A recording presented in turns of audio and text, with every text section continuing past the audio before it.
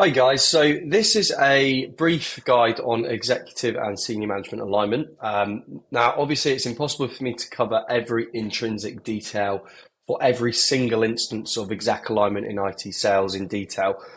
So I've stuck to the key considerations here, and there'll be full detailed guides on this type of thing and many other areas of IT sales available to New Wave clients as of January 2025. And I genuinely believe that exec alignment is the single most important tool that you have as a salesperson in Q3 to be successful in Q4 and the following year.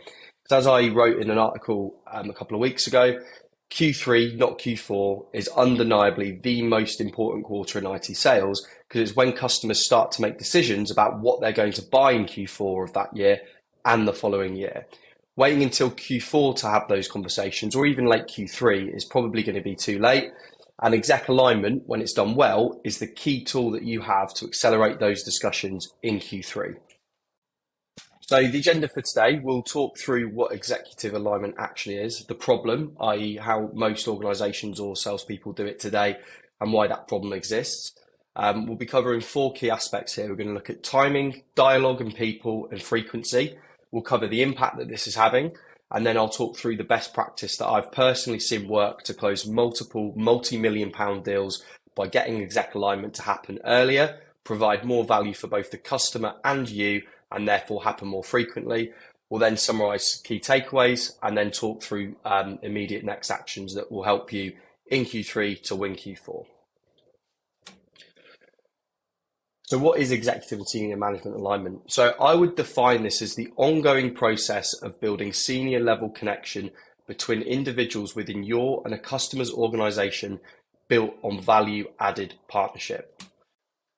Okay, so let's talk through how people are doing this today, starting with timing, then moving to dialogue, then people, then frequency. So the biggest challenge with exec alignment today is that it doesn't happen early enough in an engagement. It's happening relatively late in a sales cycle. Once the execs team have almost finished exploring solutions, you've already had significant opportunity to compete, and the findings of that have been passed up the chain to the exec, and the customer's probably already veering towards a decision.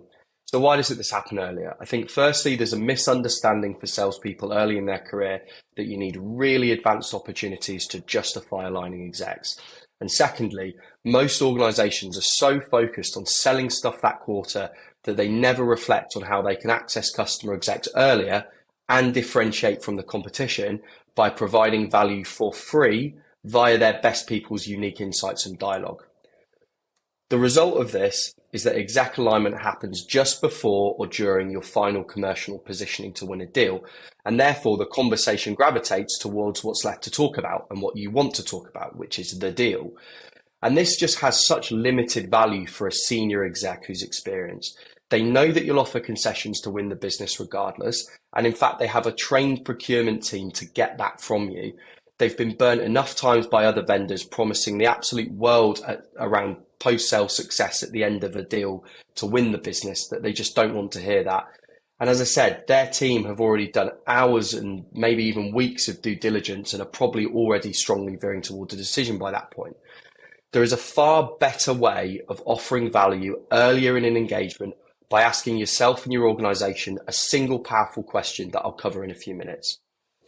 The result of this poor timing and a purely sales-focused dialogue is that you are typically pairing up the wrong people from your side who simply can't have the conversations that the execs actually find valuable. Why is this? Well, I think firstly, it's because there's not enough prep on who that customer exec will actually get the most value from a conversation with. And by this point, the pressure to close that deal versus provide value so late in your sales cycle after so much effort means that you essentially just bring in your sales leadership to create theatre around the negotiation or even to try and close the deal. And for most salespeople in their early years, they just haven't adopted this critical mentality that everybody in the entire organization, not just sales, is there to help you progress and close your deals. Absolutely everyone. So a quick newsflash. Most senior execs, CIOs, CTOs, heads of X, VPs of X, they do not want to speak to your sales leaders. They want to speak to experts who can actually teach them things that they don't already know to advance their careers. And the final piece is around frequency. So So these conversations are happening late, they're ineffective, and they're therefore not happening very often because execs have wasted so much time on them before with sales organizations and sales leaders, and they know that they don't provide a lot of value. If they do manage to happen, once the deal's done, if you do win the business, that dialogue between the two execs almost always just fizzles out until there's either a problem to fix and then there's another deal to win in the account. And the impact of this stems from the fact that this is just a low value interaction for the customer. It's a missed opportunity to differentiate versus the competition early in the deal. And you devalue yourself as a sales professional and your organization by coming across as self-serving and transactional, which ultimately damages your reputation. It costs you unrealized commission in the form of new deals over your career, and it certainly limits any future access to that and other execs, which limits any upsell and cross-sell opportunity. And there is a much, much better way, which we'll cover now. Okay, so starting with timing, it's really key that this is done early in the right accounts that have actually engaged. So it's probably not a good approach to do exec alignment as a completely cold outreach, but look at your accounts that are likely to spend and spend big based on your company's ideal customer profile. Your exec directly contacting their exec to offer support and guidance early, whilst their team are initially evaluating providers or exploring the market, can only be positive, especially if your competition are waiting for an indication that money is definitely on the table. So even if the meeting isn't necessarily agreed and your email just gets ghosted, you've at least opened up exec communication early. So as the opportunity advances, you can coordinate your exec drip feed and key updates, observation and insights to their exec.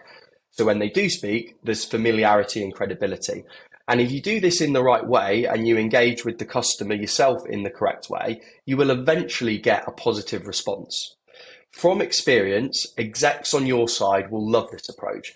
They are so busy dealing with internal challenges and so used to be parachuted into late stage, high stakes, high pressure calls that are well planned out, well thought out exec to exec cadence that starts early, and meetings where they can actually get to speak to people outside of their own organization can actually genuinely be some of the highlights of their weeks.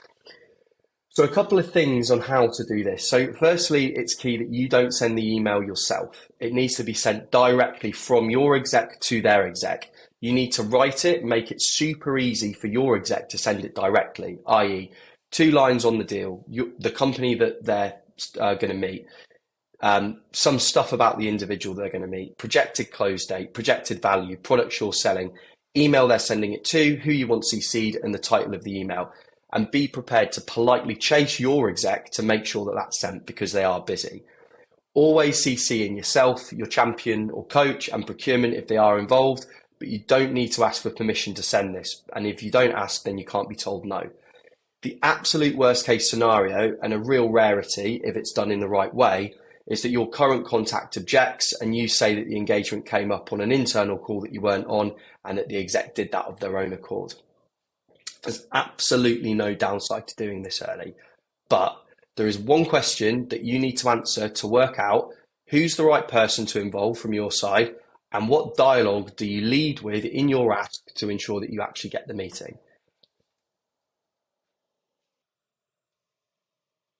And that question is, who in my organization is best placed to teach that executive something of value that they don't already know and that they won't be able to easily get from anywhere or anyone else.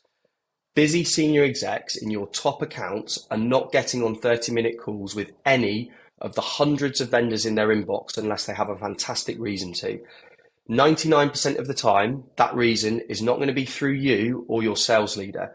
And if you're doing this early, which you should be, you need someone who can talk about the following topics at a strategic level so it's not too technical. So industry best practice and trends, pitfalls to avoid and things that the customer won't be thinking about that other customers didn't think about that ended badly for them. Examples of successful customers, i.e. organizations who are similar to them in the industry, size and business model, who had the same problem that they have or the same problems that you anticipate they will have and who solved it with your company and the steps that they took to do that. So not only does this need to be able to be articulated at a strategic level, but you need sufficient detailed examples, ideally with metrics that you've delivered for other similar customers and a real clear step-by-step view of how that happened, because otherwise it's likely to be just waffle around some generic business outcomes. This is not a conversation about you and your technology. It is a conversation about the customer and their challenges via examples of other customers like them. What works, what doesn't work, things that most customers do not consider, insights that your organization has gathered from experience that saves customers time, money, reduces risk faster, and therefore increases the likelihood of overall project success in the shortest amount of time. And that is the reason why they'll agree to meet with you earlier on in a campaign than normal, because that's what's valuable to know before or at the start, not the end of a project, not deals and not discounts. And if you lead with that approach in July, not a year end or a next year deal, you'll be far more likely to A, secure the meeting in the first place. Well, you'll naturally cover timeframes for getting a deal done or then actually implementing something or achieving an outcome further down the line, which you can work backwards from, without that being the self-serving focal point of the meeting. B, differentiate from the competition as a partner versus a vendor trying to sell something. And C, have the opportunity to provide insight from a place of credibility on why your project should take priority. So there's three things to consider here, okay? Firstly, knowledge is absolutely key. Without that, there's very little value for the exec, but you do have to consider the right person from your side as well. And gauge personality here, because two people's communication style clashing, despite valuable information exchange, can be a complete recipe for disaster. And this is really hard to do for someone that you've never met. So you want to be looking at YouTube videos or LinkedIn, look at how that person communicates. Really important and key thing is to ask partners in your channel who the customer's exec does a lot of business with, what they're really like. Look at their background. Where have they been? What roles have they done? Start to make educated assumptions on how they're likely to see their professional world. Look at their corporate literature, annual reports, etc. What topics are most likely to matter to them? Who can you pair them up with to explore those topics most effectively? Secondly, your pre-call prep is absolutely key. Your execs are busy, so calls are ideal where you can get people together to talk through the key objectives of the call and your findings from the above. But a two-pager outlining the background and the key areas that you want to cover is going to make you stand out here, because it means you could have a call, then the exec can look at the two-pager on the date of the meeting just to refresh, and not a lot of salespeople actually end up doing that. So that will be important as well. I think it's key to remember that you're the conductor of the orchestra here, and that exec plays to your tune on that call. Ultimately, they're working for you for that 30 minutes, but you need to guide them properly, not just schedule diaries and just expect them to do their thing because they're experienced and senior. It just doesn't work like that. And finally, it's really important that you don't disempower your coach or champion during this process, because that relationship is really important as well. Make sure that you ensure that your exec includes them in the meeting's dialogue as well, without losing the emphasis on the peer-to-peer connection with the customer exec.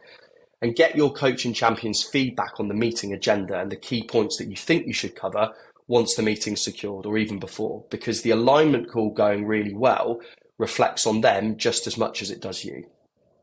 And finally, frequency. So it's key to present this initial meeting as the first step in ongoing dialogue between your organizations, before, during, and after any successful implementation. Make it clear that your company does not see exec alignment as a one-off engagement to close deals, because that's how it's viewed by so many other companies. Highlight in your email how strong the correlation is between your customers who are most successful and those that prioritize ongoing executive alignment, and talk about why that's the case. You want to leave that initial call, and I would suggest you do ask for a call because it's less of an ask for busy customer execs, with an open door to further engagement. And again, gauge what that is. If it feels right to push for another meeting in a few months after a significant project milestone to debrief, do so. But if it makes more sense, because you're at the early stages of an engagement, for that just to be agreement to send insights and useful material, invites to company events, a softer approach, that's a huge win too versus where you were before the meeting. And if you do this early, just don't let that feeling of always needing another meeting in the diary get in the way of what's actually the natural next step. And if you do this, it will help you to do exactly that. Build an ongoing process of senior level connection between individuals within your and a customer's organization built on value added partnership. And it will help you to move from this place here, which is where most people are, to this place here, where you're providing a high value interaction for the customer. You're differentiating versus the competition early in an engagement at a really senior level. Your customer first approach increases how much value the customer sees in you and your organization. It helps to build a really solid reputation for you at the start of your career across lots of different customers at a senior level. And ultimately, you're going to earn more money by winning more new business deals and increase your cross-sell and upsell opportunity further down the line, which will not only increase your earnings, but reduce your stress because you've got improved future access to executives. So there's lots of information there, but I think there's 6 key points to summarize. The first is don't procrastinate on this in engagements. There's no downside to doing it early. Really use it early in Q3 to win Q4. The second is ask yourself the question below in bold, and if you don't know the answer, you need to get the answer. The third is if the meeting goes well, expect to discuss timeframes around implementation or achieving a customer business outcome, and therefore when they need to actually do a deal. But don't position it as the focal point of the meeting. The focal point of the meeting is how your dialogue can add value to that exec's professional life. Fourthly, over prepare everyone on that call and really step into that team leadership role as a salesperson. Fifth, don't disempower your champion or your coach. Really, really important. And the final piece is to make sure that you position this as ongoing versus a one-off dialogue in the spirit of true partnership versus a transaction or getting a deal done. Okay, so I hope that was useful. Please do let me know your feedback or questions in DMs or comments. The key action I would take after this is to carve out 30 to 45 minutes of your day to go somewhere that isn't the place that you normally work in, like a coffee shop or outside somewhere. Take a notepad, don't take a laptop, and just digest the takeaways of what has been covered here. And then really think quite hard about how you can apply this into your engagements taking place in Q3 to look at closing business in Q4 or generating business in Q1 or Q2 of next year. Go through all the questions, go through all the points, think about your deals, think about your execs that you want to get in front of, and come up with a plan and then go and execute on that plan. Best of luck.